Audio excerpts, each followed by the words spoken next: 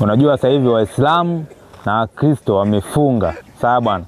Sasa unaweza kawa unajiuliza wanaokula mchana ni kina nani?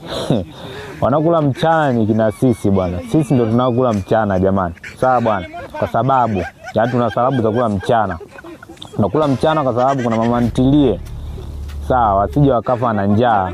Kuna mama ntilie wanasomesha watoto wao, sawa bwana. Kuna mama ntilie ndio hiyo kazi wanaitegemea.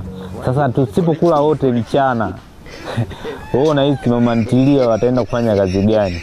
Watakuwa na hali ngumu sana. Kwa hiyo sisi tupo kwa ajili ya kuwasaidia mama ntilie. Kwa hiyo lazima tule mchana. Yaani mchana ni muhimu, lazima tule. Shenzi kabisa katika ndilo wakubwa sisi. Unategemea sisi hatuwezi kufunga, mama ntilie atakufa na njaa. Yaani ukumbuka mama ntilie ndo anategemea kwamba auze chakula ndipo maisha yake yaende. Sisi tusipokula mchana lazima tule mchana sisi. Shenzi kabisa.